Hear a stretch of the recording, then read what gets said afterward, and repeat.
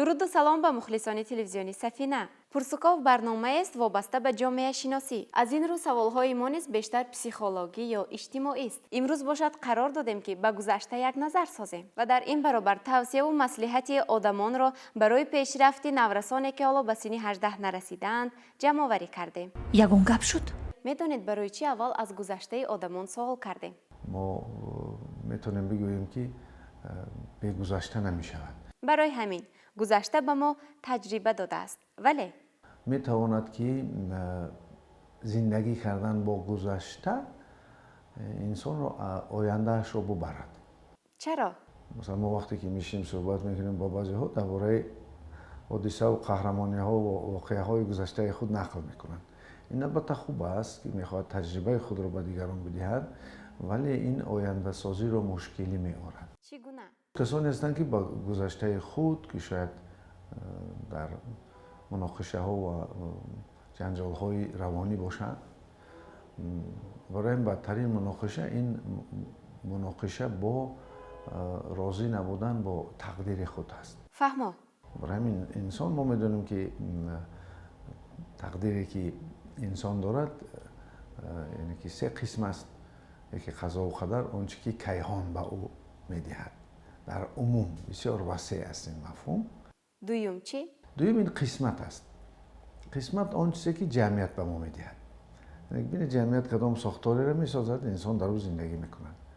مثلا جمعیتی هست که شرایط خوبی زندگی دارد، جمعیتی است که امن است، جمعیتی است که در جنگ و جدال است. یعنی که همون حق خودش گویم از همون جامعه‌ای که زندگی میکند میگیرد و اون در اون جامعه خیلی مناسبت دارد. ولی جامعه را خود انسان ها تشکیل میدهند. در عموم یک جایه، یعنی که یک انسان یکی از حجره های نیرونی جامعه است. برای در مجموع جامعه را ما میتوانیم بگوییم که این ارگانیسم دیگر است. هست تقدیر، نصیب سیوم. آن نصیب از خود انسان وابسته است. برای همین آن که انسان اگر از گذشته خود راضی باشد و علل خصوص جوانان، این نشان داده آن است که خیلی از زندگی خفا زده است. برای چی؟ باید با گذشته خود یک نگاهی تنقیدی داشت. فکر میکنم با گذشته نباید رشک کرد. تجربه رو باید با اعتبار گرفت و خطاها را اصلاح کرد. چون که انسان روند کامل شوی دارد و وقتی که گذشته خود رو با نگاه تنقیدی یا که با نگاهی که یا بعد آن سمت‌های آن طرف‌های گذشته‌اش را که کامل نبودن و آنها را باز کامل‌تر کردن لازم است، آن وقت پیشروی میشه. در چنین آدم پیشروی کم دیده میشه اگر گذشته‌اش رو یعنی که با گذشته‌اش قناعتمند باشه. ولی اگر کلانسالان از گذشته خود راضی باشند چی؟ البته کلانسالان چون 3 سال رفتن میگیرد، ما در معاینه سر خود یک قسمی از حجره ها داریم که آنها ما را بها میدهند. میگم که یک قسمی از وجدان است، حکمی درون معاینه سر انسان. و آن همون حکم رفتار و کردار و زندگی انسان را بها میدهد. یعنی این خوب است. این چیز خوب است که اگر باز در نزد متخصصان طرفهای خوبی زندگی خود را یابد و بهای خودش درست کرد، چون که اصلا سخت‌ترین عذابی که در سن سالی کلانسالی میشه این عذاب وجدان است.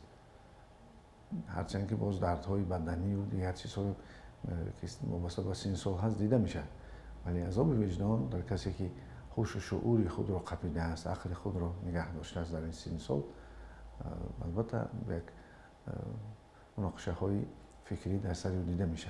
خوشا بر حال کسی که بهایش نه بلند باشد و نه پست، یعنی که واقعی باشه. عجیبی کار در آن است که 100% مردمی که در پرسکاو اشتراک کردند از گذشته خود راضی اند، خواه جوان خواه کلانسال. این جهتی مثبت هم دارد ها، یعنی به روحی آنها تأثیری نیک میرساند. و البته این حالت آرامی روانی به آنها میارد و از انکشاف آنها را متاسفانه میماند.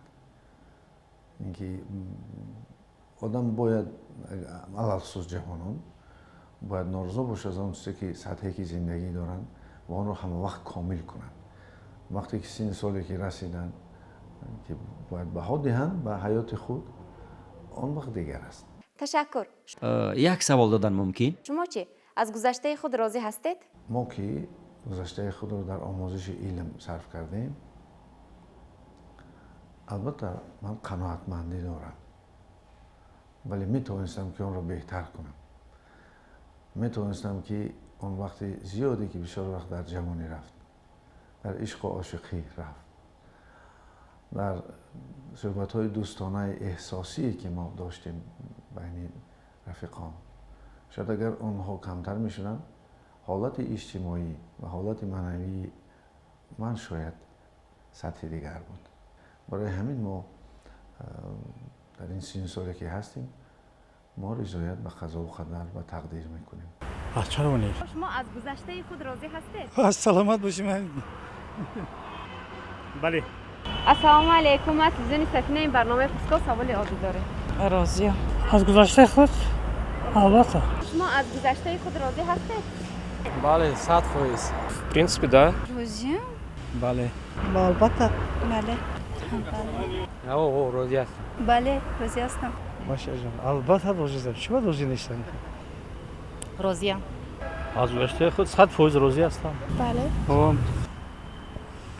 السلام علیکم. من تلویزیون سفینه این برنامه پرسکو، شما از گذشته خود وقتم کم. هیچ گپ نه.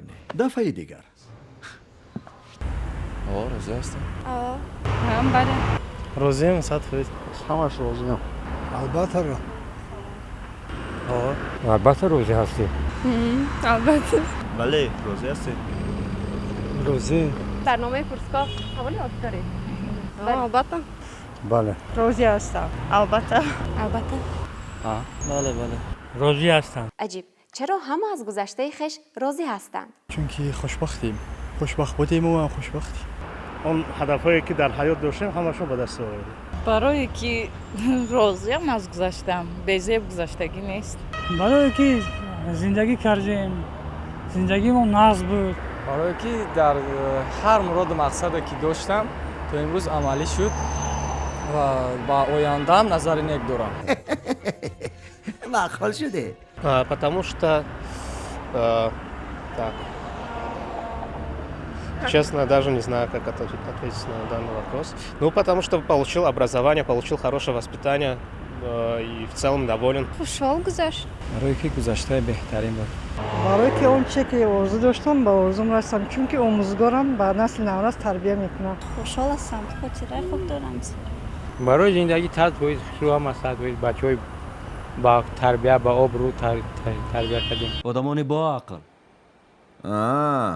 خیلی خوب گذشت. برای که سالی دراز کار و فعالیت کردم، عائله برپا کردیم، زندگی را پیش بردیم. امروز هم در سایه معارف کار و فعالیت کرده شدیم. برای من همه وقت از زندگی راضیم. هر با موفقیت هایی که میخواستم نایل شدم در زندگی. آدم باید از هر روزی خودش راضی باشد. من هر روز زندگی رو باید با یک خوشی، با یک نیکی ما باید گذرانیم که چون اگر نیک اندیشی نیک پیش می آید. برای که اون آرزوی هوسایی که داشتم همش اجرا شد. برای اینکه گذشته من خیلی خوب بود. زندگی ساز همه خوب. برای که گذشته من خیلی خوب است. از گذشته من شکایت ندارم. برای که پدر و مادرم هسته. برای که خوشحال بودم همه وقت. همه خوب گذشت. انا بون دوره آینده نیز در پیش است. مثلا خیلی با نمیدونم از چی گپ میشه و خیلی تازه راضیم. برای که همون چیزی که نقشه که خودمون داشتیم همون عمل قطعی گذاشتیم. خیلی در این وطن چنج استاد زندگی دارم. برای که زندگی کردیم همین قدر کار و فعالیت کردیم. ما راضیم، البته راضیم. برای که گذشته خیلی نقص داشته. کام گذشته بد نداشته. در این دیاری خوشمنظر کلان شدیم. به رسیدیم. برای که خپای چی میتونم. برای که تا امروز هر چی که گذشت از سرم همش به خوشبختی بود. همه چی باید از سر آدم بگذره. دیگه سبب شد چی در کار گفتن آخه. چرا چنین ناباوری؟ زندگی ما خوشرو گذشتگی. انا دخترم ژورنالیست تمام کردگی. هر فکر من که آدم باید ما راضی باشد از زندگی. حال میکنم مغز گذراندم. مقصد دوره مکتبی دوره چی خوب گذشتن همش. برای که خوشبختی. саломат бошед. акнун аз одамоне ки дар пурсуков иштирок карданд ва гузаштаи нек доранд мепурсем чӣ маслиҳат дода метавонанд барои пешравии насли ҷавон, яъне наврасоне ки ҳоло ба синни 18 нарасидаанд. ягона чизе ки сабаби рушди инсон мешавад аз он ҷумла наврасону ҷавонон ин илм аст. бояд илми воқеӣ лозимӣ дар кории ҳамин тамаддуни ҳозираро бомӯзанд. бидуни илм зиндагии худро сохта наметавонанд ва бисозанд ҳам дар шароити ҳозираи тамаддуни ҳозираи зиндагӣ бисёр мушкил мешавад нигоҳ доштани сатҳи зиндагии худ. барои ягона ин чи аз илм омӯхтан аст. мо дар шароити зиндагӣ мекунем ки имконоти дастрасии илму донишу иттилоот бисёр хуб аст ва бидонанд ки он самте ки интихоб мекунанд, он касбе ки ният доранд бигиранд, онро фақат бо илм рушду нумо додан метавонанд ва он вақт харидораш дар бозори иҷтимоӣ бисёр мешавад. ҳамеша дар талоши илму дониш бошанд ва ҳамеша хоҳиши он дошта бошанд ки чӣ хел амин давлат ва миллати моро ба пеш баранд. бошад ки ҳадафҳое ки дар рӯзгор барои худашон мегузоранд хеле мақсаднок ва воқеӣ бошанд. маслиҳат доданем ки якдигар фаҳмӣ кунанд, бародарӣ кунанд, зиндагишона хубу хурсанд гузаронанд. маслиҳати ман ҳамин ки хонанд. ҳозир шароитошон наст. давре ки мо мехондем ин хел шароито набуд. ин хел китобхонаҳои васеъ, ин хел компютерҳо, ин хел чизҳое ки мисол шароит барои хондан барои мо ҳама чӣ омода аст. дар ин даво набуд. илм омӯзанд, касб гиранд, фақат дар оянда хор нашаванд. маслиҳат медиҳем ки аз ҳамон фурсате ки доранд хуш истифода кунанд ва бештар ба мутолиаи китобҳо ва аз худ кардани дониш машғул шаванд. Молодежи до 18, конечно, хочу посоветовать, чтобы они хорошо учились, хорошо слушались своих родителей, да, чтобы не совершали каких-то необдуманных поступков, которые могут повлиять на их жизнь в дальнейшем. Думаю, это самое главное на данный момент. Бо тарбия. Маслиҳат метиҳем камтар дар телефон шинанд. Камтар бобуроям бо давои таза набгардан.